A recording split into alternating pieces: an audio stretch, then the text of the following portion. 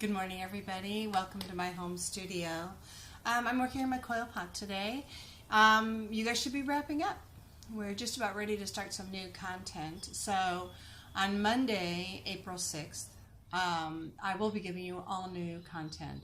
I'm also taking 2 webinars today, learning how to set up a virtual classroom where we can actually meet together in a classroom and see each other on video. Fingers crossed that it works. I might tap a couple of you over the weekend to test drive it for me and let me know if it's working. So that's my goal. So that as you're working, I can see what you're doing, you can see what I'm doing, and I can answer questions for you in real time. So here's hoping, right? So as you're finishing up your coil pot today, I want you to start thinking about our next project. And what I've been thinking about a lot is masks. You know, we have this whole controversy over masks right now. Should we all be wearing a mask when we go out like they do in Korea? Are masks not necessary? You know, they say, oh, masks won't prevent you from getting the disease, but masks will prevent somebody from giving you the disease if they have it and they're wearing a mask. And so much of our thinking right now when it comes to masks is kind of wrapped around the idea of a mask as a protection device and how much protection. And it's all very confusing and kind of building anxiety for all of us. But in ceramics, we have a very long tradition of mask making. And we make masks for a variety of different reasons. The kind of predominant reason is for disguise. And so a mask can disguise the person behind it. It can be used for deception.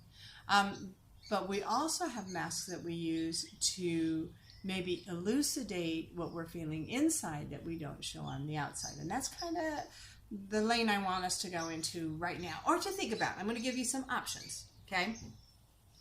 So what are you feeling right now? I'm feeling tons of anxiety.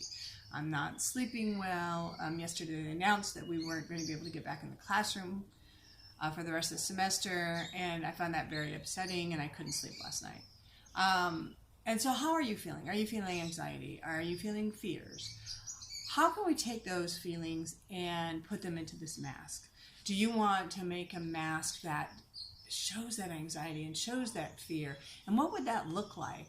Would it be horrific? Would it be a horror mask? Would it be covered in spikes or whatever? How would that look to you?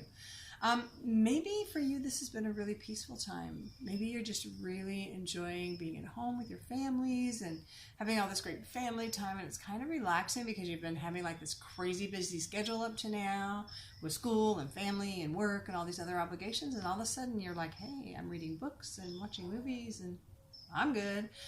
If that's you and that's your experience, how does that look like on a mask? It's very bucolic, peaceful. And so what are you feeling? You know, are you feeling scornful? Are you feeling like they're making a bigger deal out of this than they should? Or are you feeling like they should make a bigger deal out of it than they are? What are all your feelings surrounding this whole experience we're having right now? And then I want you to translate that over into something visual. What does that look like on a mask? I'll show you the basic structure of how to build the mask starting on Monday. And then I'm also going to show you how to do representative things, like how do you do an eye, how do you do a nose, how do you do a mouth.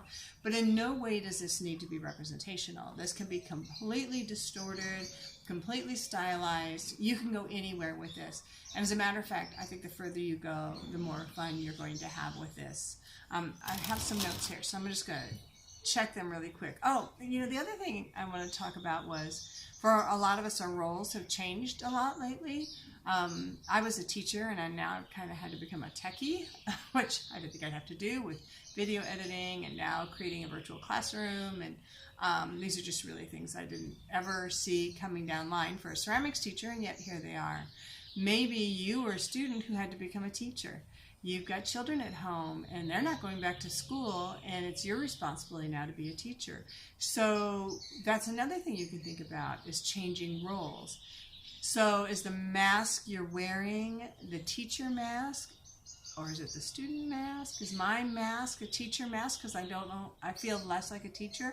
Or is my mask a techie mask? Would it be like covered with circuit boards and knobs and dials and gauges? just some things to think about. These are the things that are rattling down around in my brain, and I'm going to think about these all weekend. Then I'm going to make a mask too. If you're not feeling like you want to jump headfirst into the whole COVID situation, you can also always look to your own personal heritage or your own personal narrative. And so tribal masks have been around for thousands of years, and every tribe has them. Whether you're a Native American or your people came from all different parts of the world, like my people are, I'm a Celtic melting pot. I've got Irish and Scottish and Welsh and English ancestors, and the Celts did some fierce masks.